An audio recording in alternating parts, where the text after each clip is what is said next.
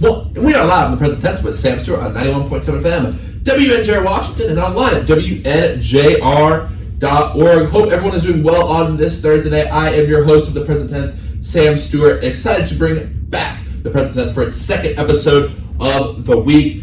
On Tuesday, we had a great episode with Skylar Bibby and Kayla Daughtry. That was really fun, really informative, and we also just had a lot of really fun moments. And tonight is going to be a great show as well. We'll have some football talk about WJ. We'll, of course, talk about life, sports, all the big news in the NFL and college football. It's going to be a great time. So let's go ahead and meet our guests for tonight. My first guest on the show tonight returns after joining season 6 of the show, a junior offensive lineman. Everyone welcome onto the show tonight, Mike Dungey. Mike, how you doing tonight? I'm doing good. How about yourself? I'm excited to have you back in the studio tonight. And my second guest on the show tonight also returns from season 6 of the show. This junior has 7 tackles to start in 2 games this season. Everyone welcome on the show tonight, Zachai. Simmons, Zachai, how you doing tonight? I'm doing good, Sam. Thanks for having us back. Well, I'm really excited to have y'all here. It was a great show the first time, and I know it's going to be a great one tonight as well. So, Zachai, I'll go to you first. Let's go ahead and talk about the defensive side of the ball. So, WNJ, we're 2 games in, 2-0, big game against Westminster this week, and the big stat that a lot of people are talking about is 7 points allowed in 2 games. Great job on the defensive side of the ball. What's been working well for this President's defense? It's really just playing together. That's really what it is. We're all playing together. We're all executing, doing what Coach DeVar is telling us to do, getting coached up by him. Coach Ehrlich as well. He's returned. He was a player last season. He's helped us out a lot. Coach Cranston as well. All the defensive coaches, really, they've all just done their part, and we're just really executing, getting to it, doing what we need to do to win football games, really. Mm-hmm. And what is that experience? We had actually Drew on the first week of season 5 of the present tense, and just his football knowledge really blew me away. He played D1 football. He played a lot of years of football. First, when I saw him in the cafeteria, I thought he was back for another year. I was like, wow, how'd that happen? He said, no, I'm just coaching. He's actually trying to play some pro football for the XFL. Really cool. So what's that been like working with a former teammate of yours who has so much football knowledge? I think it's really helped us a lot, especially with the fact, like you said, he was a former teammate. So it really just makes us as players more comfortable, especially us DBs, since we played with him, like me and Aaron Carruthers, for example. Like, he sits there, he coaches us up because of the fact he played Aaron's position while he was here at WNJ for a point of time. And he's really helped him out with a lot of things, and he's also helped me out with some things as well, just playing the safety position, giving us that knowledge that he has for playing for so long and all that type of stuff. But I really like it. Like I said, he makes it really comfortable, makes it really easy, and it's just like good to adjust to it. Wow, that's awesome, and it's really glad to have him just back on campus. He's a great guy. And now I want to ask about the other side of the ball. So, Mike, Westminster, we know they have a good front 7, on defense, and a good front 5 on offense as well. That's one of their big things as a team. They've given WNJ some trouble in the past in that regard. Here's the thing. It's 1 win in the last 4 years. I know Coach Sirianni was so excited to get that win last year, but I feel like you guys are playing with a lot of confidence right now. So what are the big keys as an offense as you go into this game? Limit mistakes, play as a band of brothers, and just go out there and play our brand of football. Because at the end of the day, it comes down to who wants it more. Because the Pac is a very competitive conference, so it just comes down to who wants it. So my thing for y'all, and Michael asked you this, but it's kind of in to chime in. It's like me and Scott McGinnis were talking last night, and it's not like with the way the Pac is organized in most D3 conferences, it's not like where you have non-conference games. Like obviously, a lot of D1 teams will schedule teams like kind of a non-conference game, and whether it's a team like Alabama, they're trying to play someone kind of easy, or just a team that's not conference. Of course, conference teams better than most. Is there an added feeling of urgency when every game is literally a conference game and any slip-up could be detrimental to the playoff chances?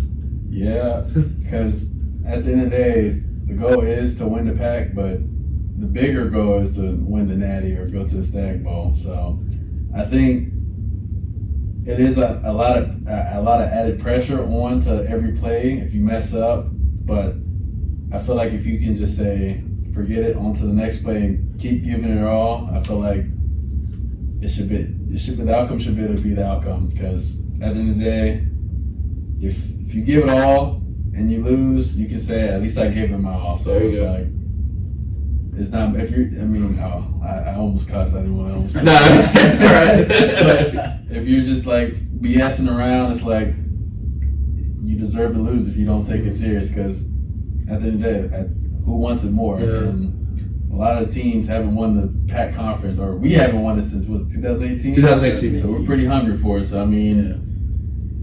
I don't know. But I get the energy on the team. It's just like the closeness of last year, even the year before. My freshman year was the shortened COVID season, a couple plays in that Westminster championship. And it's just like I feel like all the energy has been building to this point, and I feel like it's carrying over. And the thing is that I love about your team is like Deion Sanders. And we'll talk about him a little later in the show.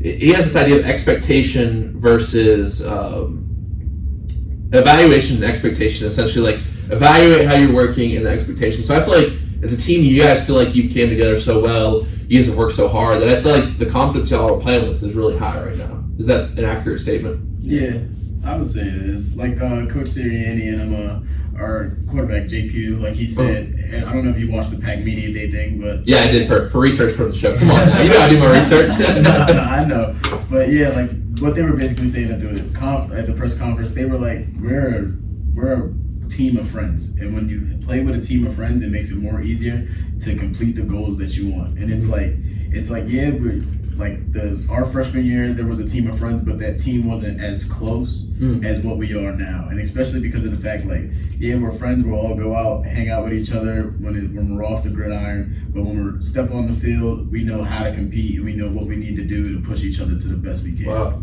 That's awesome. And one thing that I heard Coach Sirianni has implemented this year, just from my sources, people have had on the show, is that there's this idea this year of a nameless, faceless opponent. And that's a little bit different from years past. Just because, when we lifted the baseball team, and the way we saw that Westminster sign, it's like, here's what we got to do to beat Westminster, and it had the scores from all the quarters over the years. Like, so do you guys, and obviously I know that that's the best approach, but do you like that? Do you like that message of nameless, faceless opponent, or does each week feel a little different to you, or do you feel like the former approach is better, if that makes sense? I'll go. For me, some teams it becomes personal, and other teams it's like, okay, we're just playing this team. I'm not going to name drop team, but we're just playing this team. But like when we play the West Minis, the Carnegie, the Grove City case. Yeah, when it becomes a little bit personal because I wouldn't say of certain things, but just I don't know. That's just my. I mean, it's a rivalry game. Yeah, it's a rivalry game. It's like when you're Ohio State Buckeyes to Michigan. I know you're a nose to inch away from the TV mic. I know you know about rivalries. Yeah, I gotcha. What do you think, Zachai?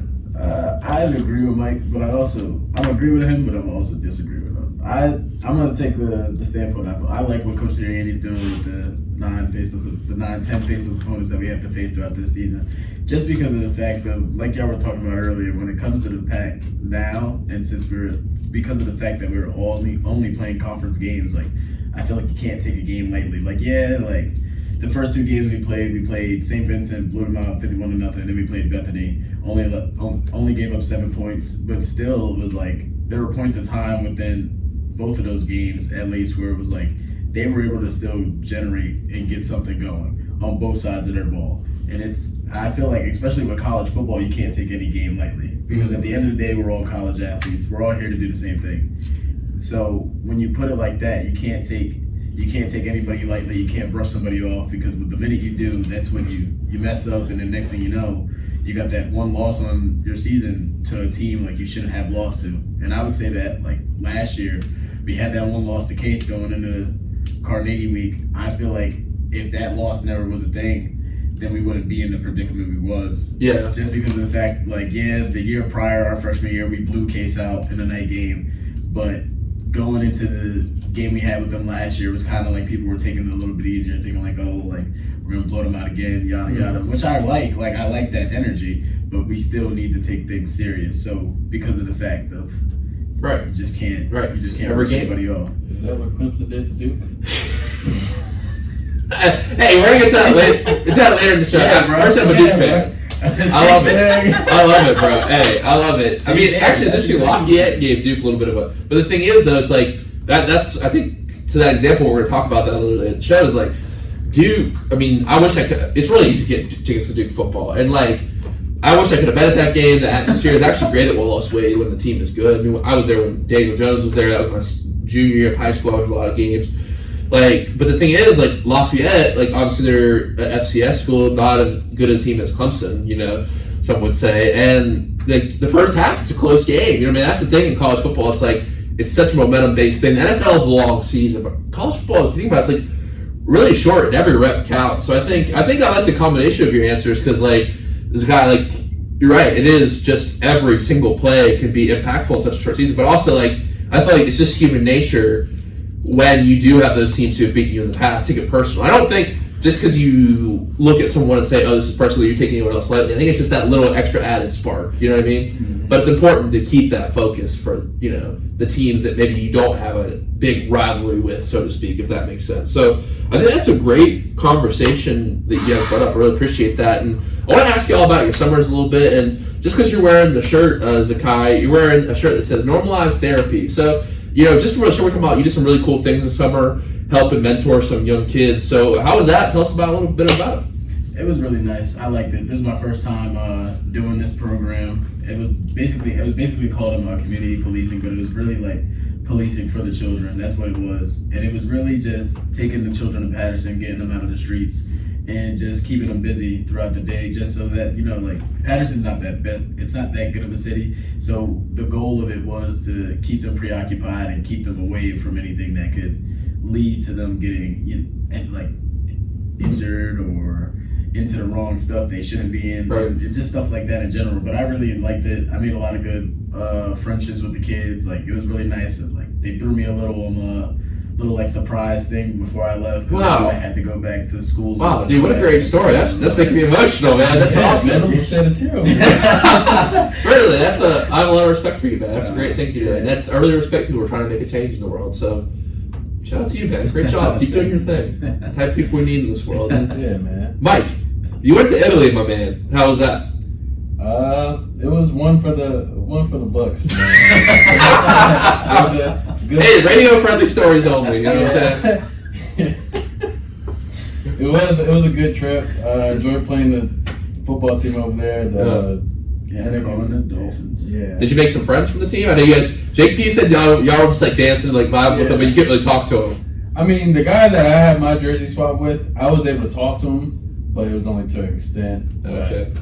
I mean, yeah, that he follows me on Instagram. I follow him back. That's so cool. Other than that, I didn't make. I mean, I can't say that story, but. What was your favorite part? Did you like the food, the art, the landscape? What was your favorite? I know you guys went to a nice beach. I like the one city I went to, Bologna. I like, since it was a university, I like the nightlife there because they do party a lot. Working on some Italian while talking to the girls. Yeah. I could say that. Yeah. But yeah, I would say the nightlife, since, I mean, I wouldn't say it's the same as the U.S., but like it's kind of similar to an extent. But you know, other cultures have different things they like to do. Oh, that's fun. Like they had a little block party or a rave or something that they had. That was it like all EDM music? And that year. Yeah, that's what. Yeah. And they were all in the street and just dancing, and you know, doing what you do at parties, and it was just, you know, that's cool. Good time. The real question is, Zachai, does Mike have W Riz? All right. Mike's got some W Riz. I'm not gonna lie, Mike's throwing me a couple of oops. Yeah, you know? man. I'm like, I'll be throwing oops.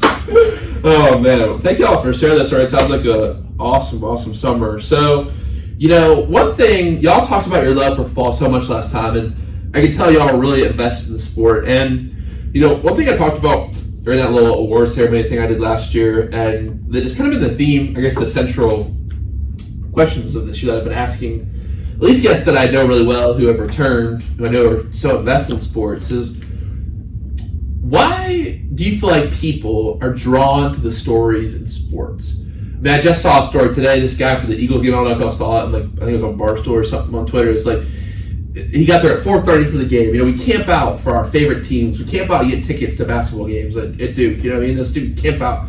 You know what I mean? We show up at W&J football games really early to party on homecoming. You know what I mean? But why around sports? What makes people drawn and excited to sports stories in this way that's so different from, people get hyped for movies, like or their favorite costume or something, but the way people wear sports jerseys and shoes, what's up with that? Why is that? I feel like sports is a thing that really just brings people together, and it's really like when you all share that love for the game or anything like that, then it really makes it easy and it just makes it fun, really. Like, and with sports, it's just, I feel like it's just, like Coach Sirianni has this song that he used as a quote before he played St. Vincent. And it was called, what is it, A One Moment in Time by Whitney Houston. And that's the way I view it. Like, it's really like the moment in time, like during sports games, and then like, you make the big plays, and then you make like the last second touchdowns or last second shots in basketball or last second goals in soccer, like anything like that. And it's like that excitement and all that, like it all just builds up. And I feel like that's what really brings people together, like makes people a community, especially like when it comes to having your favorite team and like even having rivalries and stuff like that. Like it's fun, like, you know what I mean? The way you use word to build, so in philosophy, there's like this concept of narrative. Like people think it's part of a human life, some people just think it's a human characteristic, but there's a type of narrative called teleological. And basically it's like something that's building, like there's an end. Like movies are teleological, like you have a beginning and an end. Like people argue if that's a human life, whatever. But sports are so much like that. And I feel like you talk about rivalries, games, final goal.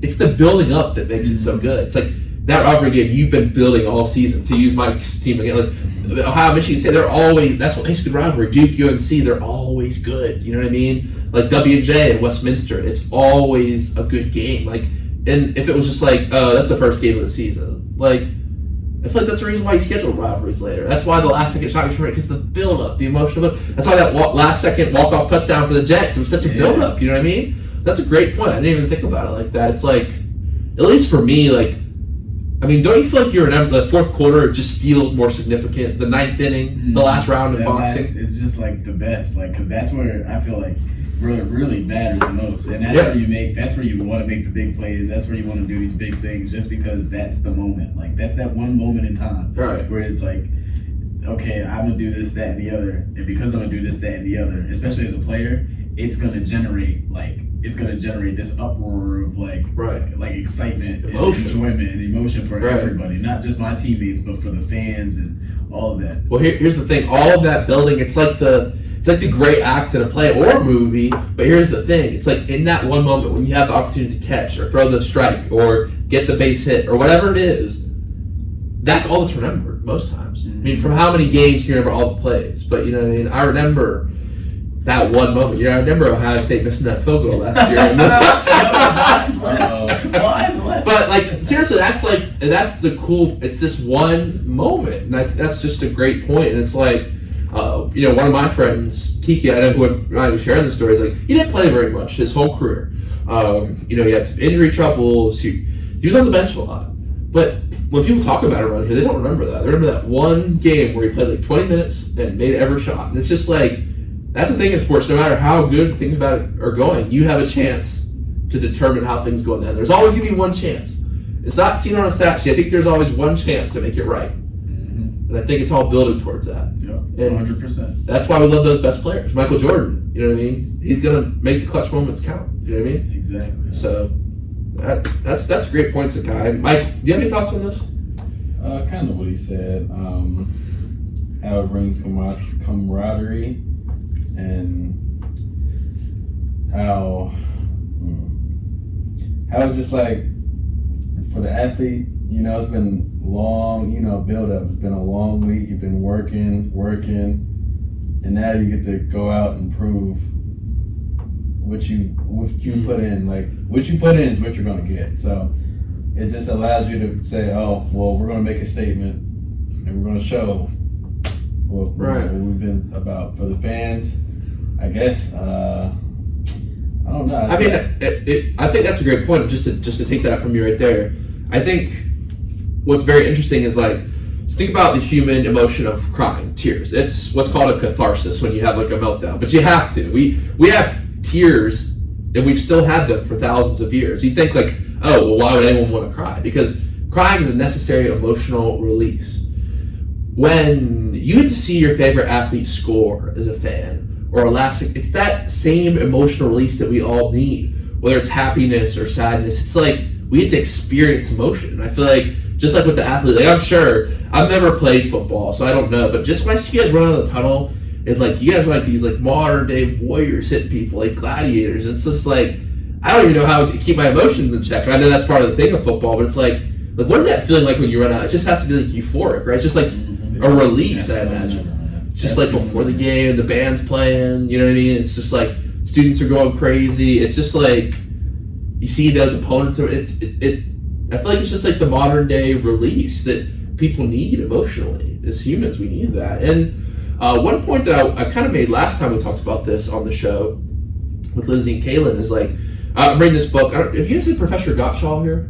I've never had it. Okay, so her husband actually writes really good books. These investigative kind of journalistic books.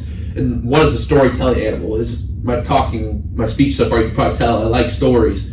So stories typically deal with trouble, like in young children. Like if you look at the stories we tell young children, like Hansel and Gretel, like that's extremely violent story. It's about this cannibal witch, you know what I mean?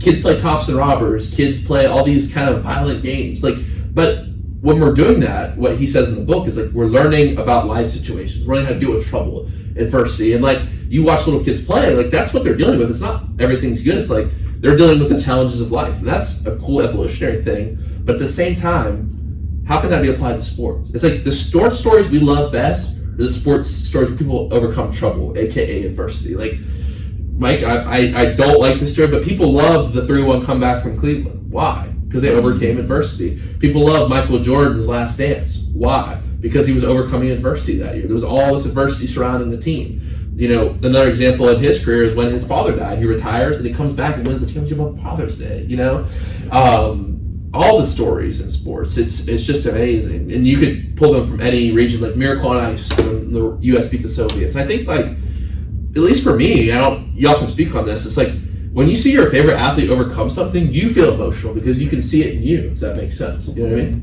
Mm-hmm. I don't know. I just feel like sports gives that opportunity to see people who we admire struggle, because everyone's favorite athlete has struggled at one time or another. Yeah. They come back, that's like, you know what I mean? The comeback victory, the underdog. Like, we're just talking about Duke and Clemson. Like, that was amazing for so many people, because, like, Duke's this team that's underrated, and they're facing adversity, playing this team they haven't beaten in quite a long time, and then they win in miraculous fashion by just running up the score in the second half. It's like, that's just what it's about, you know what I mean? That's just, it's inspiring when you see that. You know what I mean? That's what I was going to say. It really inspires you, especially like as a player. Like it really inspires you to like, because everybody goes through something, everybody has to deal through something, and adversity is what's going to help you build your character. So as you deal with those things and as you fight through those things, like seeing somebody else, people that you look up to, like players or coaches or just teams in general, like seeing them like overcome that adversity, overcoming that hump, like getting through those things, like it inspires you to do the same, and it helps you when the tough times come in your life, when you're dealing with stuff like that yourself, and it just inspires you to get over it and just keep fighting through it. And then because once you fight through it and like you get to the end and you accomplish what you wanted to accomplish, like you just feel so good about yourself. Right. It's like one of the things you like always look back on. Right. And now here's the flip side, complete 180. Think about this. It's hard to be a winner and stay a winner. Yeah. Because I think going to a game, at least in the times where I've played, like when you're going up someone who you know is like athletically skilled better, to me, I think it's easier to play better. If you're the underdog, you're like, what do we have to lose? Mm-hmm. But if you're going in, you're like, okay, I know I got this. You know what I mean? And we're winners, and we have this. Like, you're gonna have a target on your back. This thing Coach Mountain talks about. Like, we've had a lot of success in the baseball team. With the teams we've lost to in my time here, we've only lost a few conference games. It's like their World Series. They use it as a recruiting tool. They're jumping on the field. You know what I mean? They're singing songs on the game. Bethany, they're singing "Take Me Home, Country Roads." Like, it's, you know what I mean? It's this whole thing where it's like, I think if you're a winning team, like you guys have seen The Last Dance, like I took a person, he had to make up. The reason he's one of the greatest because he made up things. You know, it's interesting when that story where I believe it was, who did he go against? Someone for the Wizards, and the guy dropped 30 points on him. He said, "Good game, Mike." And then he comes back and they play in Chicago the next day. He drops like 45 in the first half or something. he never said good game, Mike. Like the coach of our team didn't talk to him. I took it personally. You know what I mean? So I think like it's that fine balance of like, okay, we want to be the underdog, but also we want to win. So how do we stay motivated when we are winning? You know what I mean? Because at least for me, which I'll agree, it's easier to play as the underdog. Yeah. I think you can play freer. Like you never want to be the underdog, but at the same time, you play freer. You know what I mean? It's like you said, if everyone's counting off, you're like, all right, we got this, guys. We got this. You know what I mean? You get that extra sense of bond because everyone's counting you out. So it's almost when you're at the top, everyone's taking the shots at you. You know what I mean? I feel like just to maintain that, to maintain those wins, you just gotta stay hungry. Like you said, like you're talking about Michael Jordan, like you just gotta force yourself to stay hungry. Like you just gotta force yourself to continuously be able to. You gotta force yourself to always work to be the best. Like really, like people use Michael Jordan, but I use Kobe as an example. Like I think of Kobe when I think of stuff like that. Yeah. Because you got like Mike just said, you gotta have that Mamba mentality. You always gotta continuously work. Like you can never truly be satisfied, no matter how successful you are. Like, and Tom Brady said the same thing. Like Tom Brady has what, 7 rings? 7 rings, right? Yeah, 7. Tom Brady has 7 rings, but I guarantee you, like even though he's retired right now, he definitely hates being at home. And everyone's saying they're gonna call him up, which is just ridiculous. And we'll get to that. He's too old. Yeah. He's too old. But like I guarantee you, like that's something that definitely drives him. Like even if he was to come back, that's something that definitely drives him. Just to continuously never be satisfied. Exactly. That's just the best thing you can do for yourself. One thing I'll say, and just to get y'all's thoughts on this, Coach Sirianni in the state of Pennsylvania, I believe he still has the best winning percentage. And like it's funny because Jake Pugh came on here the first week, and Coach Sirianni way back before, I guess y'all were freshmen. Yeah, y'all were freshmen. Season 4 of the Presidents, way back in the day, a couple years ago. Coach Sirianni comes on here, first line. He says, I'm like, Coach, so we had a 9-3 season last year. What's your thoughts on this, Coach? He says, I'm sorry, 9-3 is unacceptable, and that's on me. I'm like, 9-3? And there's so many programs, I'm sure that even the Pac, 9-3 every year, they take that any day of the week. But, just Mike, just because, I want to hear your thoughts on this a little bit, playing in the trenches.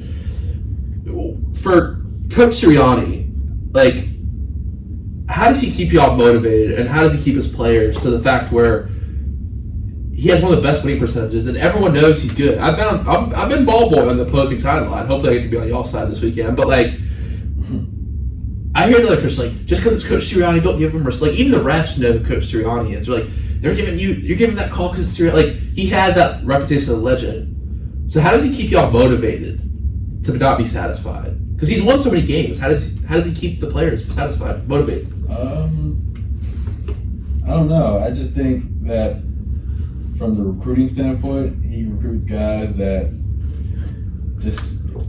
he just knows that they're hungry. So I guess to an extent, like, I don't want to say he recruits losers, but like he recruits people that he knows is going to work, knows I guess to an extent that they want to win something. Like they want to win something. They didn't come here just to say I'm a college athlete. Yeah, just say, oh, I'm a college athlete. He knows that we came here to work and try to win something because it's bigger than, I guess, us to an extent. But I guess, I don't know.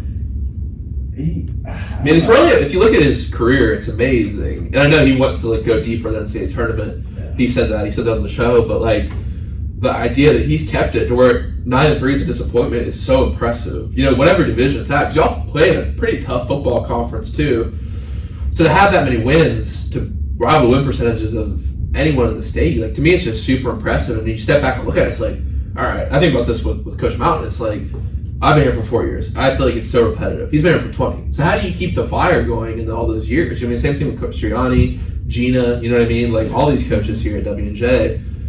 It's really, to me, it's really impressive. And it's like, I know Coach Sirianni gets on y'all because I've heard the stories of he's a very fiery guy. But at the same time, like as an outsider, maybe I respect a little more because I'm not the one getting yelled at. But at the same time, like just to have that same winning percentage virtually across his entire career is very impressive. You know what I mean? If you step back and think about it, to the point where 9-3 is a disappointment. I think it's just really just because here at W&J is just like a championship standard, and playing for Coach Sirianni, him being a former player at Mount Union, I was talking about this with one of my roommates, and I was just saying, like, I feel like with Sirianni, we were just really talking about Mount Union, like their standard is like, okay, yeah, they'll win a conference. They don't really care about the conference. The goal is to get to the national championship. Like, they probably walk into the season saying, we're going to go back to the national championship. Like, we're going to win a national championship because they know they can do that. And that's what's got to keep you hungry. Like, and I feel like Kim being a former player there, that's the kind of mentality and attitude that he brings here at WNJ. Being like, and especially because of the fact we haven't won the pack since like we said, 2018. Like, that really drives that hunger. And it's like, yeah, we can go 9-3, 9-2, whatever, playing a bowl game, but those bowl games don't matter. If you're not, at the end of the day, if you're not hoisting up a championship, whether it's the Pac championship or the Stag Bowl championship, and having something to prove for it, then what are you really doing? Yeah. That's the way I see it. Yeah, I mean, I think like just that drive is what makes a good coach. Talk about players. Like, one thing I'll say, just because I have more experience with Coach Mountain, it's like we've won 4 in a row, excluding obviously the COVID year. Hopefully trying to get 5 this year, but for Coach Mountain, he's like, we're in practice, he's like, all right, in a regional, this is what teams are in a super regional. Come up against a World Series team, here's the plays they like to run. Like, it's here's what their hitters tend to do with their World Series level caliber hitters. Like, and we have in those years that we've won, it's been a great celebration. It's been a lot of fun. The dog pile and then the party after. But then 2 days later, it's like, all right, practice plan. These players at this time, you know what I mean? It's not satisfied. So I feel like, it's tough right now because we're in it, but I feel like you have to respect it, because I'd rather have it that way than someone who's like, they just want to win the conference, that's it. Like, you know what I mean? Because exactly. I think at the end of the day, like, the people who Coach Mountain and Coach Steering for recruiter, like, we want the national championship. You know what I mean? Yeah. Conference ranking's nice, but conference ranking's nice, but a national champion. That's what I'm saying. It's that drive to be the best. People can say they've been the national champion. Exactly, for sure. Great conversation, guys. I really enjoyed that. And one thing we're talking about with kind of the legacy of these coaches, and I really liked how you kind of talk about that mentorship of those young people you were talking about this summer. And I always ask this question. I think it's a great one to bring up with you guys as you guys become upperclassmen this year, obviously. How do you want to be remembered at Washington Jefferson College? Mike, I'll start with you. How do I want to be remembered?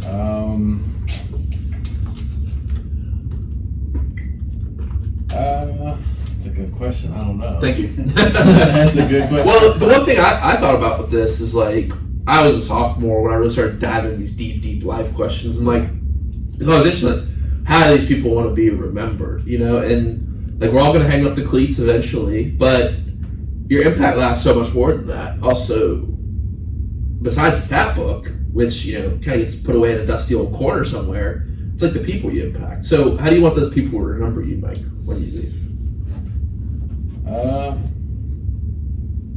Probably as like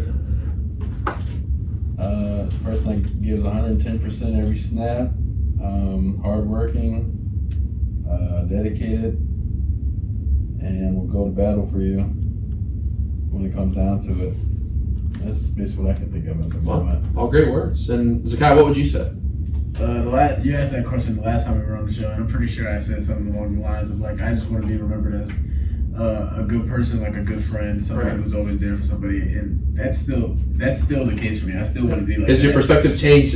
You're right. You did call me out because I wanted to ask this now that you guys are upperclassmen. Has it changed anyway, your perspective? Just because you guys have the younger people under you, so has anything changed, or is it still the same? I don't think it's changed it for me. I think it's just driven it even more, especially like now, like being in the position that I'm in, especially on the football team. Like, I'm a starter now and all that. Mm-hmm. Like, I got a lot of, like, there are lower classmen now, like the freshmen and the sophomores. I want them to see me as, I want them to eventually, like, look up to me, like, eventually be a person that they played college football with, but like, yeah, this guy, like, right here, like, this is the guy, like Mike said, gave it 110% all the time, was like fearful, like, just did whatever he needed to do to help us win games. Like, that's the way I want to be remembered. I really admire y'all's perspective, and one thing I think you just saying that you were already at that place fully, where it was just like, I want to be remembered for these reasons. For me, it was like, I did want to be remembered for this reason, but I also want to be like remembered as like a starting pitcher, and the first team, be on the first team, won the national championship for WNJ. Like,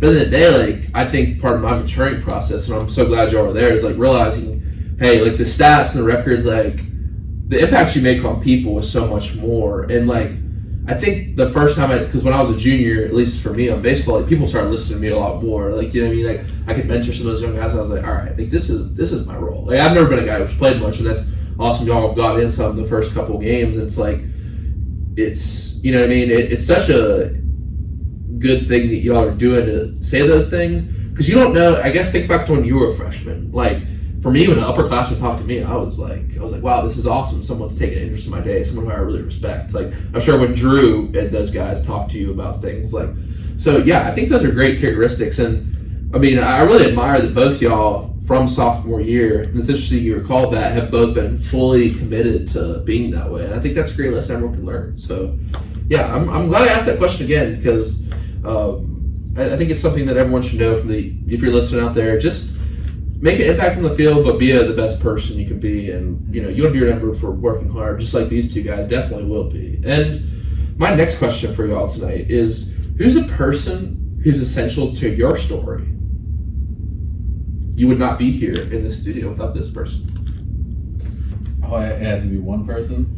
That is the question. It certainly is a lot of people on the way, but someone, you know, and you can say there's other people, and there definitely are, but if you sat here right now and think, man, this person, if I didn't have this person in my story, I wouldn't be here today. I would say probably my mother. Yeah, I would say my mother, but it's really, I would say, like, this is the saying that my mother says all the time, it takes a village. So it takes a village to really have, like, to really build somebody up and to really lead them to where they are. So I could say a number of people, but I would say my mother for one, and then, but really, I would say my coach from high school. Coach Demetrius Youngblood, he coached me my freshman year. His last name's Youngblood? Yes. That's so tough. That's so tough. He's a great guy. He still comes to the games. Like, he still keeps in touch with me. He's gonna come to the Westminster game on Saturday.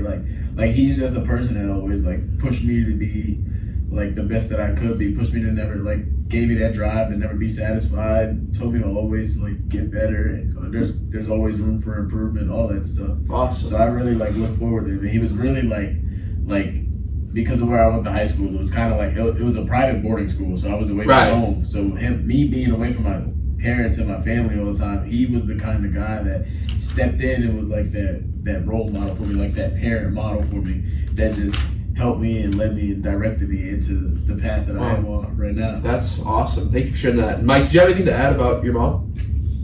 I was going to say mom, I guess head coach from high school, and probably my mom's side of the family, because they just supported me through my journey of from middle school playing football to all the way to high school or to all the way now, of just helping me stay level-headed and financially support me and all the other things that require. Awesome. And last kind of personal question before we do get into some football tonight is, what is one word you would use to describe yourself?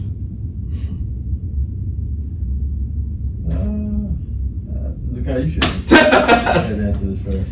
I feel like, I don't know, I can't never use one word to describe myself. I feel like I'm just me, myself, I think I'm a character, So character. Yeah, I would say I'm just a character. A well-developed character. Because in writing, filmmaking, whatever, characters have multiple sides. They have, I think a good character for me is authentic. Like if I'm writing a story, if I'm writing a movie, I want the audience to feel authentic. So maybe authentic would be the right word. That's a sense I get from you. I don't get any fake vibes from you. I don't think. I respect that. Of course. I try to. I never really I just try to always be like I said, the best person that I can be towards other people. Just try to be nice. All that. I try to continuously make friends. Be cool with people. That's just my nature. That's just what very, very, very great answer. And Mike, now that you've had time to think. I think did you ask this question last time? We were. No, I didn't ask this one last time. I swore, because I remember I asked. I said, "So what do you guys think I am?" Because it was I can't remember. I write down all the questions I asked from last time, but it wasn't on there. And I listened to some of the episode today. I didn't hear it. So, if so, then you really should have an answer, because then you would have had after the show. I think, like Zachai said, man, I don't think it's just one Don't word, man. Don't be that guy. You're that guy. That's like Kayla and Scott, they were like, I was asking about music, movies. They're like, well, we can't name one. Well, that's the question. I'm sorry. We don't have time for you to list your top 15 movies. I'm sorry. That's not how the show works. All right, I'm going to say one word. Yes, that's the question. That was the question. Yes, Mike. One word out of the plethora. I'll say I'm Hey, nice plethora. I love that word. It's great vocab. Bro, you get some water, bro. Yeah, I think I think a comedian, because I think I have the ability to That's good. When times tough, I can change the mood, just by just being myself. Yeah, I think comedians are really important to a society, and I don't know if you'd want to try stand up or anything, but I definitely see you as a funny guy. No, you should come to Bika 110, man. 110. All right, Def Jam, man. That sounds good. Yeah, hey, I'll get you maybe some little open mic or something at the next award show. I'll bring my get some really drum kit, do a little laugh track. That'll be good. Well, guys, thank you for those great answers. But listen, I brought y'all here not just to talk about yourselves, but I love your analysis of football. So let's get into that. And Mike, since you went ahead and brought it up, more satisfying team that lost. Was it the Alabama, Texas, or Clemson, Duke? Which one of those teams did you enjoy seeing lose more? Well, since my roommate's a Clemson fan. Who's your roommate? What's your roommate? Sweet mate. Sweet mate. Zachai Simmons. He's a Clemson fan. So I was like, That's right. Every time he brings up the Ohio State, I'm like, you know what?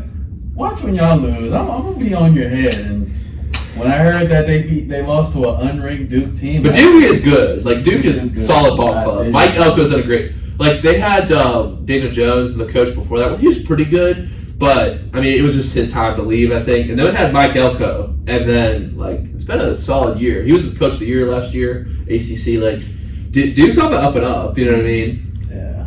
But the thing is, I think Clemson was just way overranked to start the year. Yeah, I would say that. So what do you think about Dabo's the way he's run the program? Because he doesn't really use the transfer portal. The whole national name, image, likeness of God thing was a little corny. I'm not gonna lie. It's funny because on me, it was like Duke is a very, very religious school. They have a lot of chapels on campus, and just great, big chapel.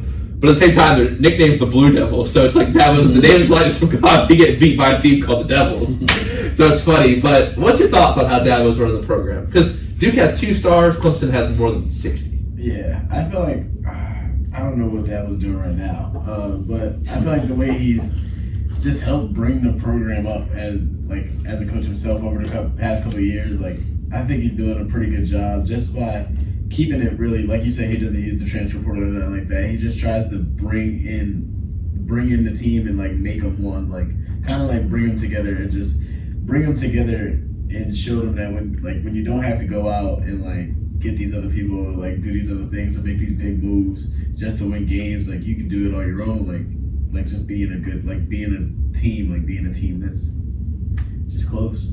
I don't know. I feel like in today's world, you got to go for the portal. Yeah, now you have to. Yeah, I think he's not really involved. And also, they lost Brett Venables a couple of years ago, which was big. The defensive coordinator. Yeah. Comes to that Oklahoma now, right? Yeah. That was and he was good, dude. He was really good. I want to play this TikTok. Have you seen this TikTok that you've seen, Dabo Sweeney? It says cringiest college football moment of all time. It's the one where he's doing his little rap. I just wanted to play that just for kicks on here. Oh, I won't let me play it. Hang on. The mouse ran up the clock. Coach Sweeney's got that drill, and now he's on TikTok. I can't explain that. I can't. Have you seen that video before? I have, man. It's ridiculous. I hate watching. Well, the only thing worse than that is Brian Kelly at LSU and that thing going around. Yeah. Well, those cameras are sick, but he's like. It's just, and LSU sucks too. So I'm not saying Clemson sucks, but I don't know. I honestly forgot you were a Clemson fan because I was gonna ask. I was like, who's this guy? It just works out. We're talking about Clemson. So here's the thing: is they obviously caught a big dub last week against Charleston Southern. I mean, yes, aforementioned non-conference game to get. You know what I mean? So here's the thing: they got Florida Atlantic, Florida State. You can see them winning the next couple games. Florida State's good, really, but it's not out of the realm. But they have very talented. Well, I'm sorry, I'm blanking on the running back's name right now. He's from North Carolina. Yeah, he's from North Carolina. you have a rare white running back. But he's good. He's good. Yeah. He's good. Well, the only reason I say that is just because people are like hating on him coming out of high school. They're like, what? Who's this like skinny little white kid? I'm like, no, this dude's cold. Yeah, you know what I mean? He's like hard. I like bullshit. I'm a big fan of him. No, he plays hard. He was one of the players in the game, like, still, like, respect. Like, although he did have a fumble that was not really his fault, but, like, his quarterback. Like, but, yeah, man, it's interesting landscape in college football right now. Ohio State's got, who do they have this week? Western Kentucky. And they have Notre Dame, correct? Yeah, after that. I was about to say, I didn't think Notre Dame was this week. I thought I read in my notes it was next week. But, yeah, that's a big game. Yeah. See what happens. I mean, they didn't look great against Indiana at times in week 1, but we'll see. Yeah, I'm a little nervous about Ohio State situation. Because the quarterback situation. Right. I mean, here's the thing. It's like, I don't like people on Twitter either. It's about, actually, Clemson, Ohio State are two good examples. It's like, when Ryan Day or Devin doesn't have a good quarterback, it's like, okay, come on, it's 1 week. Like, you know what I mean? That's the problem with social media everyone's got to take. Like, obviously, like, they're good football coaches. It's just like, college football is just with the transfer. It's just so, let's go ahead and dive in. Let's talk about Colorado. Yeah. I love Colorado. Shedeur Sanders, Travis Hunter. What's our thoughts on the Buffs? I'm pretty impressed. I'm not gonna lie. I'm pretty impressed so far. But I mean, I think they could be pretty good. They're ranked top 15 right now? Let me get the exact number for you. I want to say they're 13, but I could be wrong. But I want to say they're 13. I'm Team Dion now. Were you not Team Dion before? No, I was always Team Dion because, from what he did for the HBCU school, Jackson State, right, to move to a 17, by the way, 17, to move to a Power 5 school, or well, not. I'm innocent to the. So, what do you think about that move? Because that move was controversial in and of itself.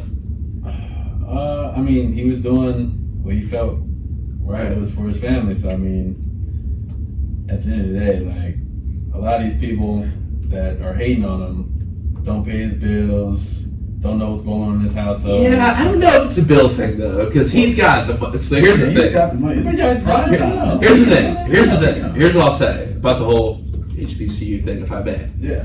It's hard to become a college football coach. Mm-hmm. There's very few people, I would say like Peyton Manning, Tom Brady, that a lot of schools would hire those guys just because of their football knowledge. Mm-hmm. I don't think Deion Sanders got the respect at the Power 5 level to where he could like coach Tennessee or something like that right away, or even Colorado. Yeah. But he goes to Jackson State, he really gets the program going. You know what I mean? Great program under his watch. That gives him the in. You know what I mean? And just he needs the chance. Mm-hmm. And like a lot of people are hating on him with the whole transfer portal thing. You know what I mean? It's like if you don't, and he wasn't saying I'm gonna cut you, so hit the portal. He said if you don't like the way I run this, hit the portal. Yeah. So I don't get the hate. Like, I mean, one thing I'm not trying to get into all this, but one thing he said is like America doesn't like it when there's a confident black guy who's confident in his ability.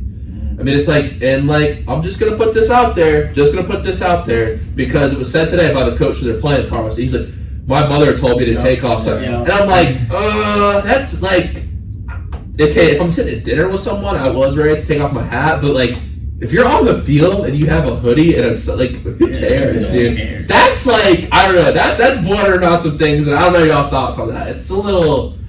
There might be some undertones there. That's all I'm saying. I saw that today, and I was kind of confused, but I was just like, to me, the way I see it, like I'm happy with what Deion's doing because, like you said, like he didn't really have that respect from coming from an HBCU to a Power 5 school, and now he's kind of like changing people's minds, like right. And it's great for college football because they sold out the stadium for the first time, and it's exciting. You know what I mean? And like you have two of the most. Travis Hunter, my God, like this dude is amazing. That was great in the first week at TCU. He has a diving interception. And he like says, "What's up?" This dude's taking after a trash dog. It's awesome. And then coming back and Matt Rule, I don't think he's honestly that good of a coach. He wasn't good for the Panthers. I don't know. It's. I feel like he's overrated as a coach. But here's the thing: they come in and win that game big. Like so, I don't know what was his adage that he said this week. I wrote this down. But I'll get to that in a sec. In 2 games, Shedeur Sanders has 903 yards passing, 6 TDs, and 0 INTs. Like I could see him or Travis Hunter if they get like 10 wins, 9 wins, like you could see them winning the Heisman, or both being Heisman. Caleb Williams, like that's Caleb Williams is special though. That's how everyone's going for. He's got the talent because he's big. He can take a hit in the pocket. He can bounce off defenders, and he's also just fast. Mm-hmm. He's elusive. So I don't know. Like I feel like man, I'm a big Dion fan, and like people are like, oh, this is so crazy that he's not allowing hats in the room. He's not allowing, like, a player got kicked off because he's wearing the wrong color socks. Like, that's how you discipline people. You know what I mean? It's like people are not like, people don't like to be disciplined now. Yeah, exactly. That's those words I was looking for. You took the exact words out of my mouth. So yeah, I don't know. I'm with y'all. I'm a big Deion Sanders fan. I mean, do you guys like what he's bringing to college football as a whole? Yeah, he's really just setting a standard. That's what it is. Yeah, he's setting a standard, and he's bringing it to the level at what he's at right now. And some people might not like it, like you said, but at the end of the day, when, like, I'm not going to go as far as say, like, oh, Colorado's going to go and win a national championship, but if they keep doing what they do, then those same people that are saying something will be the same people who are rooting for them at the end of the day when they do get to that step in the program. I want to pull up this Santa Claus analogy because I don't want to misquote it. So they're saying basically, like, is he like taking the time to soak this in? Sanders says, no, not really. As a professional football player. Whoops, it's that. No, not really, Sanders said. I don't really have time to enjoy the moment. Santa don't have time. You know, he got to deliver the gifts. He ain't got time to enjoy his cookies. That's all he gets. Which is like such a Deion thing to say. But listen, I love it. I think it's exciting. I saw a conspiracy video that said he's the next candidate to coach Alabama. I wouldn't go as far to say that. I mean, they say he retires. If he does, but... Oh, he's going to retire eventually, dude. Yeah. Like, I don't know. Nick Saban's built... Is Colorado a stepping stone? Because it's not the biggest location. And you know, transport, the people will come. The athletes will come. And it's basically a new roster they have this year in Colorado. That's the NIL for you, though. You know what I mean? Yeah. I mean, personally, I just think Georgia's going to win it all. We're talking about the spectrum. You think so? It's just they're just so dominant. It might be an open season. I think the college football playoffs is open this year. Really? So who's like some teams? We're still so early. Who's some teams you want to throw in there? Maybe. I'd say USC, Ohio State has a chance. Yeah, if we figure out how the quarterback situation, we keep things rolling. I can see Ohio State having a. But really, and I'm not even saying this just because I hate Ohio State, but Michigan probably. Yeah, I think Michigan has the best chance to win it this year. They return all their starters on offense. So here's a question: do you think Colorado has a realistic chance of making the college football playoff? Let's look at their schedule game by game. Just a couple games ahead here. So Colorado State, very winnable. Oregon, tough game. USC, tough game. The problem is I think they just have too many tough teams on their schedule. It's a tough schedule. You got Utah, Washington State, Oregon State, who's looked pretty good. DJ Uiagalelei. Yeah. Clemson quarterback. Yeah. Y'all missing him. But, oh man, no, that's, it's an interesting thought to consider. I think we got to see a little more, though. It is the age of everyone having an opinion and reaction right away. We'll get to some NFL in a sec after we take a break. But we got to ask our trivia questions first, and of course, they are football based, and I love doing a little football trivia. You guys seem to know a great deal about the NFL. So let's go ahead and dive into that right now. Of course, here's how it works. You guys get time to answer during the break, and then when we come back, we'll answer the questions. And we'll see if we can go 2 for 2 tonight here on Trivia on the Present Tense. So these are kind of just joint questions tonight. You guys can answer them together. I don't think they're geared to one person or another. What team was originally called the New York Titans? Was it the Kansas City Chiefs, the Tennessee Titans, the New York Jets, or the New York Giants? The second question for tonight is, what was the only NFL team to win 3 Super Bowls in the 1990s? Was it the 49ers, the Broncos, the Patriots, or the Cowboys? We'll get your answers after the break. This is the Present Tense with Sam Stewart on 91.7 FM at WNJR Washington and online at WNJR.org. Last one definitely. The last one. You think it's the Cowboys, or I think it's the Cowboys. That's when they won a lot of their championships. Yeah, but you think it's the there was a point in time. No, I mean you said the Niners. Yeah. Yeah, that was like. I feel like it was pretty back and forth, and that was really what it was. But I would say the Cowboys. It's between those two. Yeah, that's what I would say. And then for the first one, what was the first question? It was named the New York Titans, and it was the Chiefs, the Jets, the Giants, and the Titans. The Tennessee Titans. Yeah, I know it's not the Titans because the Titans are called the Oilers. Oilers, yeah. So I want to say it could be I think the Jets. the Jets and Giants. I would say the Giants. Giants just because it's a Titan. Titan. It's a Titan. Yeah, that's Giants. what I. Yeah. That's the answer I would go with. See if we go 2 for 2. See if they get happen. Dude, I think Deion Sanders is so great for college. I mean, now if he would have lost and not backed it up, like then it's different. Then it's like, well, I saw it was like people thought he was going to go with the Bishops. Did you see the BS High documentary on HBO? I didn't get to, but I want to. It's so like my eyes are glued. It's a beautiful piece of documentary making. It also just has a true villain. Like that guy is like evil. Yeah, he's right at school. Like he won't admit it. He's like like a literal psychopath. Yeah. Like he's not a good guy. Like he's like laughing when we're talking about like the kids and stuff that he is, which is it makes a good film because you need a good villain, right? But I feel bad for the kids. It's just I mean like they're passing helmets to each other. You guys should watch it. It's real solid. I just saw like a clip, and they was talking to one of the kids about like because he had them taking out loans without like. Yeah. Oh no! It wasn't just like that they were practicing at the soccer facilities. No one backed them up. It's like, and I went to an academy for a high school, so there's a lot of like groundwork that's in place. Even if you're not accredited, to be able to like, here's where we're going to school, but here's the, you know what I mean? It's even if you're not accredited, it's a lot of work. So basically, they would stay in a hotel for 2 months and just not pay because you don't have to pay for the first 2 months if you're staying long term. So, but then when they couldn't, they just got evicted. Exactly. And then they just never paid the bill. It's kind of crazy. He'd go to Gecko's, like the printing store, and copy checks. Like put a check on the printer, copy it, and then use it. It's crazy, bro. That's what I'm saying. He's a villain. It's like a good documentary. He will not admit to it. No, he will not. That's the sad part. 3 seconds. We are back with the present tense with Sam Stewart, 91.7 FM at WNJR Washington, and online at WNJR.org. Today we are talking to Mike Dungey and Zachai Simmons from the WNJ football team. And we've got our trivia segment right now. So the first question, what team was originally called the New York Titans? Was the the Kansas City Chiefs, the Tennessee Titans, New York Jets, or the New York Giants? I think we're both going to collectively say the New York Giants. I'm sorry, that's actually incorrect. The Jets. You had it right. Oh. You overthought it. The Jets have always been the Giants. I'm sorry, the Giants have always been the New York football Giants. The Jets in 1963 changed names. You had it, Mike. You had it. That's the worst part of this, when people talk themselves out of it. And what team won 3 Super Bowls in the 1990s? The 49ers, Broncos, Patriots, or Cowboys? I'm going with the Cowboys. Go ahead.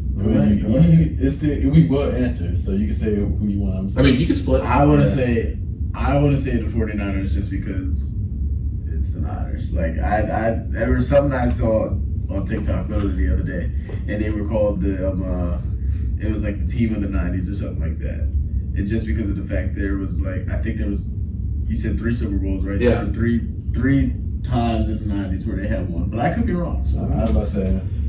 Answer is Cowboys. Yeah. And 1993, 1994, and the Broncos and Niners each won 2.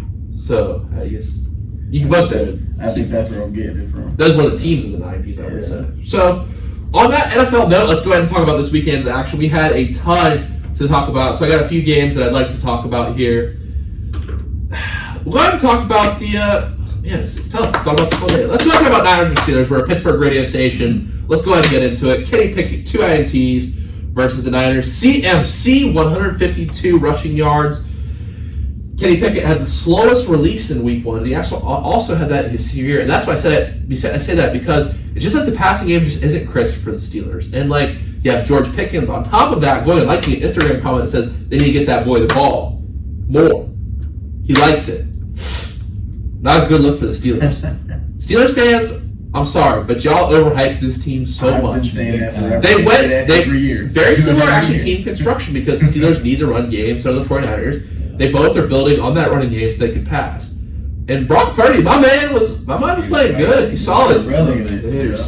You know what I mean? So here's the thing: team built in similar ways. I don't think the Steelers have worse players at skill positions. I really don't. George Pickens, great receiver. Najee, great quarterback. I think the Steelers have a new and improved offensive line. They've got a solid defense, but you just saw which team was better. And I think it's overhyped. It was overhyped this year because Steelers fans are used to winning so much. It's like we've had Big Ben, the solid. You can't expect Kenny Pickett to be great. Will he be great? Yeah, I don't know, but you gotta give him some time to get that level if he is. You know what I mean? But y'all saw something good. I'm I'm not a Steelers fan, but I got C-Mac and him on my team more fancy teams. So I'm glad he did what they had to do, man. And since we live close to Pittsburgh, a lot of what's the word? Yinzers. Yeah, users and Worst sports fans, man. I hate saying they're passionate, but they're the worst because like they'll do the worst thing. It's like everyone's got an opinion, and like you said at the game, but then they do a good thing. It's like everyone's like, okay, there's no excitement. It's either okay, this is what we're supposed to do, or this team sucks. yeah. I'm a barber, and that sit in a room with Steelers fans and tell me I'm wrong. They won't get excited. They'll either be pissed off or they'll be glad they're doing good, but they won't be excited. It won't. But it's tradition, because they have been so good. I don't know. I personally, I don't like the Steelers like at all. Like my uncle's a big Steelers fan. My uncle and my grandfather, they're big Steelers fans, but like I just hate them. I just hate the fan base. Like they're just, especially coming here, like no disrespect to nobody, but like they just suck. So that's what people come out here and say no something. You say no disrespect. I say something disrespectful, bro. That's not how it works. Like it's like. Hey, not to be out of pocket here, but they go say something out of pocket, you know what I mean? Oh, man. But I mean, I don't know. They played a good 49ers team. Like, again, like they played a 49ers defense who is just stacked all around. If Brock Purdy can be good, they're an obvious Super Bowl contender. Yeah. I agree. So that's a tough game one for the Steelers. Yeah, and they have the Brownies next week. And, like, I'm sorry, you're your Bengals. I don't have an NFL team. I thought we talked about that last time. Maybe I'm blanking on that. But...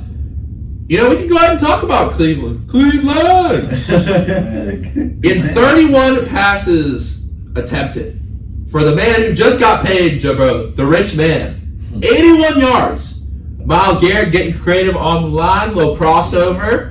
Mike, or Zachai, I'm sorry, not Mike, Zachai. Like, I would like to see Mike do a crossover pass rush, maybe get some reps on defense, but Zachai, maybe we'll see that. I don't know if Chris Terry would be a big fan of that, though, the crossover. You better get a sack if you're doing that. You gotta talk about it. So, I mean, here's the thing, though. They did a lot of creative things with him on defense this weekend. And, like, you see really good defensive coordinators do this. They'll line up the defensive ends in different positions. And what happens is if you get someone who's taking up the entire side of the line, you have the other side to blitz. So it's like Joe Burrow's getting rushed from all sides because Myles Garrett is taking up. And, like, to me, he gets kind of disrespected. Like, he's up there with, Aaron Donald, TJ Watt is some of the best pass rushers in the game that we've seen. Mm-hmm. But I think, one, the Steelers helmet thing, it kind of gave them a reputation. Two, they just haven't been good. Mm-hmm. But I don't know. What's y'all's thoughts on the Browns? The only other point I have is, Deshaun Watson didn't play bad. You know what I mean? The memes were funny this weekend. Like, but can't really get into that. Can't say those jokes. No, but I don't know. The problem is Steelers fans the exact same as the Browns fans. It's like, this year's our year. Is this year the Browns' year? I would say no. It's definitely not the year. You don't think they can win the division? They seem like the favorite after week one. It's the Browns. It's the Browns, the Ravens, the Steelers, and the Bengals. And the Ravens did win, but they did not look good. And J.K. Dobbins just torn. Yeah, again. Yeah. That was an injury again. I was about to say, I'll probably see the Bengals win that division. The Bengals were rough week one, dude. This is what I'll say. The Bengals had the same little slump last year. They started off bad and then ended up going to the AFC Championship and lost to the eventual Super Bowl winner. Not saying like they still haven't changed. You can't count on Joe Burrow. You really can't. Even still, like the Browns are. I just feel like the Browns are going to be the Browns. I think they'll be better than the Steelers this year. I agree, but I just feel like the Browns are always going to be the Browns. I mean, I tend to agree with you. I would say that I have to see it. And speaking of the Chiefs, like, talk about some funny memes. Kadarius Toney. Oh, I feel bad for this guy, man. He quite literally cost him the game. Week one highlights. It's bad. It's bad, dude. I mean, you have the one where it's an interception. You have the one on that last drive where it's like room to run. Like, Patrick Mahomes clap, and it's just like, man, they didn't have Travis Kelce though. Mm-hmm. They just hanging out with Taylor Swift. He's got his morals wrong.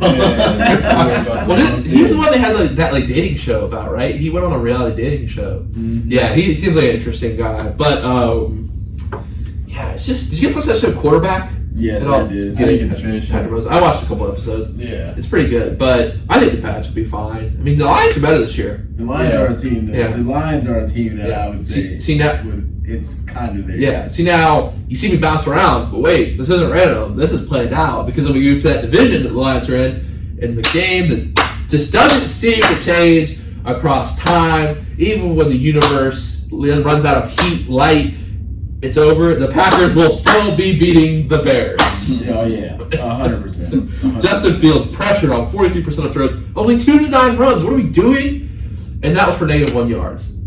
I mean, listen, Jordan Love, is he legit? Like, I don't know. Are the Packers good? Are the Bears bad? What's not? Mike, your boy Justin Fields, like, what's your thoughts? I don't know what's going on, Terrible. man. I mean, I'm not a Bears fan. Wish we had Jake Pugh in here, yeah. My head coach was a Bears fan, or he still is a Bears fan, but I don't know. They've been bad for a long time, dude. Yeah, I don't know what's going on with Soldier Field. Or is that what they play? They play Soldier Field, yeah. I don't know what's going on there, man.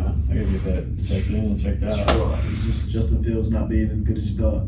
Just what it is, man. He's on my fantasy team, so So here's the thing, it's like, is it situation, or was he just not as good as we thought he was coming to the NFL? A little bit of both, probably. I'm not. I know you're about to slander him. I just never thought he was good. Like, he's had flashes of him being good, like in certain games, but like obviously, like his last year at Ohio State where they blew out Clemson in the college football playoffs. But I still he was just never that good to me. That's just what it was. I feel like him just being at Ohio State, he was just surrounded by a bunch of other good athletes and put on a team where they you know who this sucks for? DJ Moore. He comes from a terrible situation with not good quarterback in North Carolina, and then he goes to and not just feels bad, but DJ Moore's a very talented receiver, and he's just kind of been like feel like deja vu for him. As you can see, I'm segueing around here. This is all planned, not really, but. We go to the former quarterback of the Packers, to our next deep dive on this NFL Week 1, to the Jets. Now, I've heard a lot of stories. I listened to a great story with the Dominique Foxworth show. He used to be a quarterback in the NFL. This guy Greeny on ESPN, you know him, Mike Greenberg. So he basically is this huge Jets fan. They have this game where it's this belt or something like that. Not to set up the story a little bit. So it's basically like this Jets fan, he has this belt, and he has this game. It's like whenever something happened bad to the Jets, we're going to take the belt off. We're going to switch like the Mojo. Just a fun little party game they were doing. So of course, 4 plays in, he takes the belt off, just chucks it over the couch. It's like, and they said he started crying, and I can't blame Jets fans if they were to tear up in that moment. The 9/11 game, Aaron Rodgers running out with the American flag. And then apparently he goes up to Garrett Wilson and he says, "I'm sorry, kid." Just that's like something out of a Disney movie, man. That's just sad, dude. It is really sad. But they win. So what were you guys, my question here, is more sort of interested in this game? The fact that Aaron Rodgers goes down, or the fact that the Bills still managed to lose this game with Zach Wilson coming back from 10 points down? Yeah, I'm more shocked. I'm more shocked at the Bills, if anything, just because of the fact that the Bills come in every year and they have these high aspirations for the team, and it's like, oh, we're gonna make a Super Bowl, and then it's like Josh Allen will play a game like that, and even though Josh Allen's very accountable for what he does, he even said it in a post game interview that he blames himself for the reason why he lost, for generating 4 turnovers on offense, and I don't know, I feel like the Bills, they just it's just something they're missing, and because of that, that's why they can't get to where they want to be. But once they fix that, they'll be good. Mike, your thoughts? Nah, he basically said everything. So before I don't know football well, but Jordan Whitehead had 3 interceptions. I feel like you got brought in a different guy at that point. You know what I mean? It's for one guy, you get $250,000 for 3 interceptions. I mean, that sounds like a good incentive to me. But man, it's just 3 INTs, like I said. And here's the thing. This is kind of a baffling stat. Since 2018, Josh Allen has had 84 turnovers. That's the most in that span. He's kind of turnover prone. That's the thing. He's super talented. But I guess we'll just have to see if he can corral the turnovers. It's either coaching or I don't know what's going to happen. I would say it's Brian Dable, as a quarterback's coach, but, he didn't do great for the Giants this weekend. But here's what I have to say. I don't think the Jets have a chance this year now. Hate to say it. What should the Jets do? Should they sign someone? Because I don't think they have a chance with Zach Wilson. I hate to say it. Hate to be a hater. I just feel like it's facts. Yeah, but I don't know. That's the question. Who will they? Well, they throw out kind of ridiculous stuff like Tom Brady. Tom Brady's lost like 30 pounds. He's not in playing shape. It's like he was also. I hated the narrative that like he could go play another year. Make like. Here's the thing. Even like with Tom Brady, even though he was good in that Super Bowl, like you get flinchy as you get older. It's literal psychology science. Wow, that sounded really unintelligent saying that. Psychology science. It's psychology. They study it with UFC fighters. The more you get hit, you actually just get flinchy. So if you watch Tom Brady, he was running around crazy in that last year, just not trying to get hit. You know what I mean? Dancing in the pocket. And I also just don't think he was very good as last year with the Buccaneers. So I think that's off the table. But who are some guys around the league you'd like to see the Jets try and get? Maybe trade for? Stafford, maybe? I feel like it'd be hard for Stafford just because of the fact of like the Rams are still pretty good. Like even though Cooper Kupp's hurt, right? And they don't have. I mean, they were terrible last year. We'll see, but I feel like that's still a team that. Sean McVay's a good coach. I'll give him that. Yeah, exactly. Yeah. And they went to Super Bowl 2 years ago. So, Mike, any ideas? I don't know. I mean, do you stick with Zach Wilson? That's a question. Nah. He couldn't be my quarterback. Nah. I don't know who would be it. Jimmy Garoppolo, maybe? Yeah. I seen on Instagram they were talking about what's his name, Colin Kaepernick trying to sign or trying to reach out to him, and they put out a thing saying, we're not going to accept or even try to acknowledge you, trying to reach out to us. Well, the memes were funny because it was like some guy was like, "Oh, I want to go on a date with Margot Robbie and my agent reached," or something. Kind of just like. And here's the thing: I think what the NFL did to Cap was wrong, extremely wrong. Yeah, it's like they blackballed him out the league. I agree, but maybe a couple years ago, if we're having this conference, like he hasn't. Katie was on the Thunder when he took his last snap. Yeah, that's kind of crazy. Like he's just like we're talking about like middle school. Yeah, like here's the thing. It's like that's just kind of I get it, and like he did have to, you know what I mean? He sacrificed himself for that cause, but it's just like at this point, it's just like so late. It would be a PR move, and he can't be good anymore. Yeah. Like it's just, I mean, think about that. KD was on the Thunder. When you have that, I feel like that's just too much time off to not be playing professional football. To think you're gonna step back in and like be that same. I mean, I think you got to make either a blockbuster trade or you got to have a lot of faith in Zach Wilson. Yeah. I mean, we'll see if Aaron Rodgers comes back. The thing is, the Jets have a really solid team. Yeah, they have a good defense. Garrett Wilson, great wide receiver. Like it could happen. Like it's one of those situations that reminds me of that Buccaneers team where it's like, all right, we got these guys that want to play with a star. Their sole purpose is a ring. I think you could have seen Aaron Rodgers bringing home a Super Bowl this year. I think it's that kind of thing. But you know what I mean? Some of the. So I listen. I don't know if you guys like Joe Rogan or not, but I listened to him when he went on Joe Rogan. You guys are Joe Rogan fans, so it's funny people like saying he's gonna like do some DMT and go to like India or South America to go do some DMT. But all jokes aside, I hope he gets back and we get to see him because I was really excited to watch. And I feel like all of America is just like. Yeah, the Jets won, but it wasn't exciting. I feel like as it could have been. I think Walker Putt was cool, but everybody was looking forward to see Aaron Rodgers play for a new team and who he was surrounded with, the weapons he had, and it was just looking good for the Jets. Well, it's like the meme. It's funny how we talk about memes so much, because that's my favorite part of X or Twitter or whatever it's called now. Like it's like the sports memes and like it's. Like the cat that's like pointing at himself like Zach Wilson, because Zach Wilson was not ready to play this year. Like, but hey, he got ready in a matter of seconds. Like, I'm sure he thought Aaron Rodgers was gonna be, I'm sure he prepared mentally, physically. I don't want to say that, but just he probably didn't think he was gonna get in at all this year. But hey, there you go. You don't know what's gonna happen. And let me see what other games we've gotten here before we talk about a couple of topics and wrap up. Let's talk about Giants Cowboys. Giants Cowboys. This was They played football, and there was a winner. Yep. It's pretty much from the start. Yeah. Pretty embarrassing. 2.6 yards per play for the Giants. Embarrassing. Saquon, only 51 yards and 12 carries. Sack line, 7-0 in favor of the Cowboys. Now we say this every year with the Cowboys, too. Are the Cowboys legit? Or are the Giants just not what we think they are? Giants and Bakers. Yeah. That's really what it is. They're not like they have no line. I felt bad for Daniel Jones. It's just like I feel like he's talented, but he's not mobile enough to where he's gonna make his own play every play. Exactly. He's mobile, but The Giants also had an easier schedule last year. Way easier. Now they have one of the hardest schedules in the NFL. Well, I mean, that's division opponent, though. So, like, they're going to have to see them again. We'll see, man. It's like, I don't want to call it the Cowboys because every year it's just like, Mike, you strike me as a Cowboy believer. Mm-hmm. No? Not a Cowboys fan? Not big on the NFL, more of a college. I got you. Hey, I know you're a big Chiefs guy. Did you? Hey, you heard my shout out. Did you come to that award thing, Zachai? Or did you watch it? My little shout out to Mike. I watched. The award show. You watched it? The award show, yeah. I did hear it, yeah.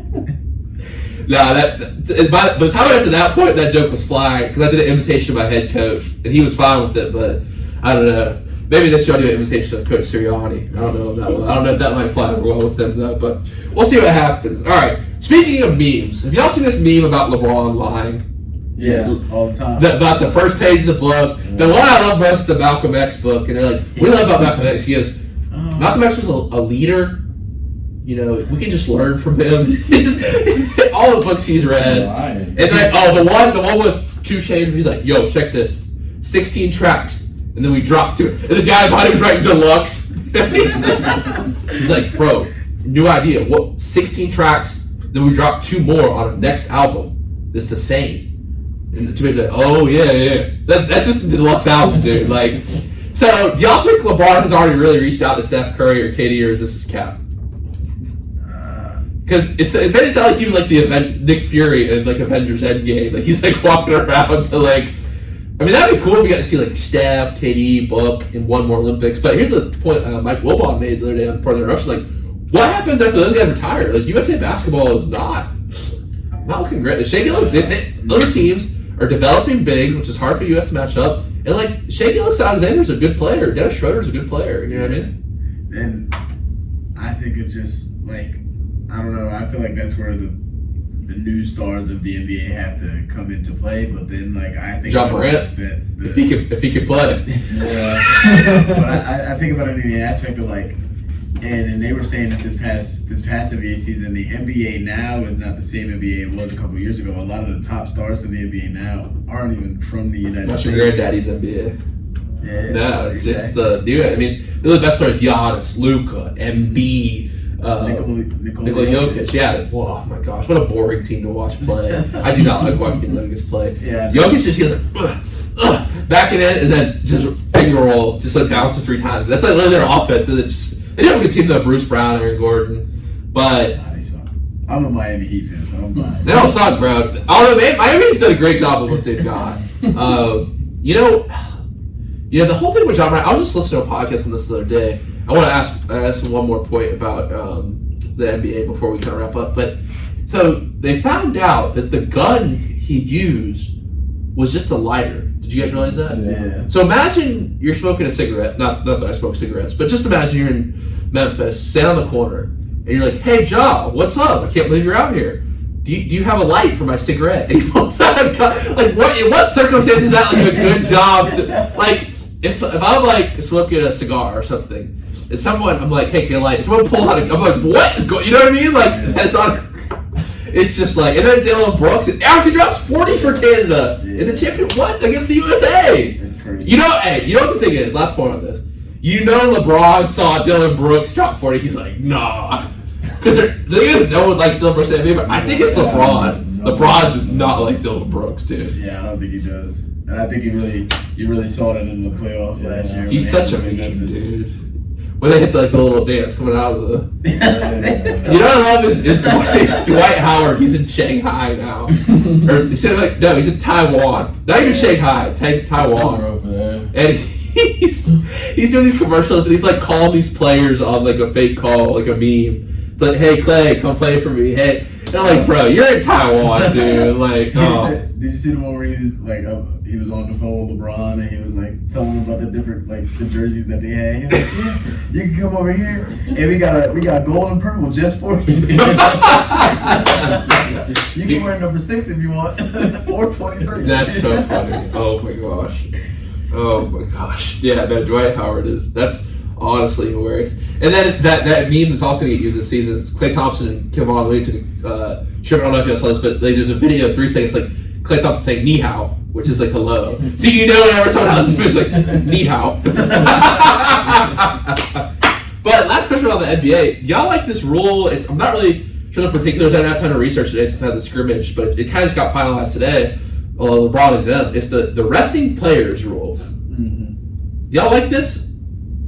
I forget what is it about. So if you have a player who's made all there's certain requirements like All-Star game or been on an All-Star team or made an All-NBA team, you can't rest two of those type of players on the same night. One star. So like the classic example is Kawhi and Paul George because neither one of them have ever played for the Clippers. So it's like they're going to be fighting over who gets to rest. So basically, one of them would have to play every night. Mm-hmm. I like the rule just because of the fact of like the way I see it is like Jason Tatum was saying this and like he got this from Kobe. Like you got these people who come and pay like a couple $100,000 just to come see you, and it's like you're gonna take time off.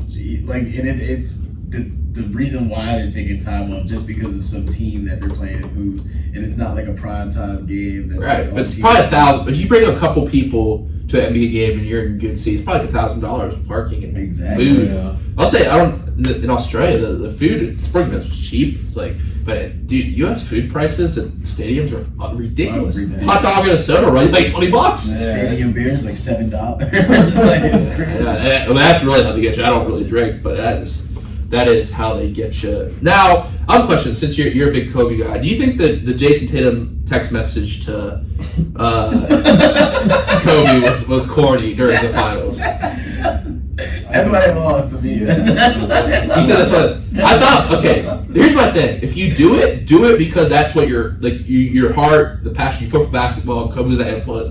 Text him. Do it. I mean, that's if it's a metaphorical. Things are important. Like if that's important to you, go for it. But why would you post it? That's what I was gonna say. That's something like if you're gonna do it, do it. Keep it to yourself. Like, but don't go out and show social media and like. Yeah. Next thing you know, you're making a fool of yourself because you didn't win the final. Yeah. So what do you think Kobe was doing, looking down on that Game 6 performance? That's what you get. Oh man. That's what you get. Oh man. But the other thing is too, I'd like to see Jason Tatum step up in halves, which they opened as the odds to be the favorites this year. I gotta see some more of Jason Tatum, that Mamba mentality, because in the clutch games, I just feel like he's either there or not there. There's no in between. Like against the Heat, you know what I mean? It's like, I mean, against the Sixers, he had a couple really good games, but the Heat, they finished them off. Jimmy Buckets. Yeah, Jimmy Buckets. Jimmy Buckets. Hopefully, it's a bench and our role players, man. Good team. It's I think Eric Spoelstra's a great coach. That's my thoughts on it. But guys, this has been a really, really fun show tonight, and I've got our quote of the day tonight. I'll take care of that segment for us. I think it'll be a good one for us here. Let me pull this up. Oh, here it is. All right. I knew I had to pull it up. All right. This one comes from the great Bob Marley tonight. I might go spin some in the room. We'll chill a little bit tonight just after this quote. True friends are like stars. You can only recognize them when it's dark around you. Yeah, that's a great quote. Really good quote. That's a great quote. From one of the GOATs, man. Yeah. You guys like Bob Marley? They're supposed to be. Hopefully, this movie comes out soon. Yeah, there's a movie. Yeah, it's coming out. I think it's like a biopic about him, right? Yeah. Really? That's what. It might be coming out in the spring next year or the summer. Well, I definitely plan on going to go see that. The one movie that I'm One Love. So it's a documentary. Yeah. That looks good. I'm a big Bob Marley fan. So the one movie I've been looking, I don't know, are y'all Martin Scorsese, Leonardo DiCaprio, like Wolf of Wall Street fans? You're into that combination? Yeah. So there's a new movie coming out. Let me look it up. I just wanted to talk about this just a little bit. Oh yeah, I'm going to watch the Spideyverse. I haven't seen it. Wait. Into the Spideyverse. You haven't seen it? No. Yeah. Bro. That's what I told him. My dad went to go see it. Was that Sway Lee then? All of me. The soundtrack's fire, bro. And the art in the movie's so good. It's so good. Yeah, so I went to go see it, and my dad went to go see it after I got done working out. I said, "Where'd you go?" He was like, "Oh, I just went to go see the movie." What? I was like, "Thanks for the invite." Did y'all see Guardians of the Galaxy 3? Yeah, I see that. That emotional. I'm not gonna lie. That's one of the best Marvel movies I've seen in a minute. Mm-hmm. Spider-Verse, though, it's good. I can't wait to see how they end it. I can't spoil it because Mike hasn't seen it. What's wrong with you? But also, it's really good. I don't want to spoil it for the people at home. You'll like it though. You'll like it. It's a long movie though. Yeah, that's what he said. He said, but it's good. It goes by quick. Yeah, that's what I like the new Avatar, even though it was long. I seen it. I wasn't a big fan. I didn't finish the last Avatar movie. I think I just like, I don't know, just like it's like an escapist film for me. I think I just like the ocean. I don't know. I like nature. But Spider-Verse, man, that's a movie. That's a great movie. Who's the guy? Because they might go to the real. I can't spoil it. I can't spoil it. I would have to ask you who's your favorite Spider-Man, because he knows there's different Spider-Mans, but I'll have to ask you at a different time. But this new movie that Martin Scorsese is coming out, and I'm looking forward to. I was just talking about movies I'm looking forward to. It's called Killers of the Flower Moon. So there were some Native American tribes who discovered oil, and actually people don't know this, and what I researched doing this movie is they're actually, for about a short span, like less than a year, they were actually the richest people on earth, these Native Americans. Really? But then they started getting murdered one by one, and the FBI sends in an investigator to find out what happens. That's Leonardo DiCaprio. So to me, it sounds good. That sounds like a good, sounds like a good movie. DiCaprio is one of the goats to me. So, you know who, man. Who's your goat actor, real quick, before we wrap up? Denzel. I was actually gonna say that. I was gonna say that too. Denzel. Training Days, man. Yeah. Y'all think y'all can do this to me? Yeah. Hey, that's an iconic scene, bro. Bro, that's acting. That is acting. Yeah. That's acting. And that was apparently all, what's it called? It was like improv. Yeah. Wow. Really? I didn't know that. Apparently that was improv. He's always saying, I'm King Kong. Yeah. Oh, me. Wow. So good. So good. Talk to you guys about film, sports, all of that. But guys, thank you so much for taking time out of your busy schedule. I know it's a big week for y'all to come on the show tonight. I know Mike's going to get out here and get some Chipotle. Yeah. What'd you get, a bowl, taco? I was feeling a burrito today. Burrito, all right. Yeah. All right. Sounds like a plan, my man. Guys, thank you so much for coming on the show today. All right, thank you for having us back, man. All right, y'all. We'll be back next Tuesday and Thursday. We don't have guests lined up, but make sure you go check out these fellows. 1 o'clock, Westminster, big rivalry game. It's going to be a ball. First home game for Dear W&J Presidents. I believe it's on KDK Plus. I don't know to speak about that. One of the kids on our team is going to be the TV man who's got the red hat on, so that'll always be cool to watch it on TV as well. If you can't, I'll be a ball boy there. So if you see me, come talk about life, come talk about sports, come buy me some pizza at halftime. And until then, everyone have a great night. Remember to live in the present tense. And we are clear. Wow, great.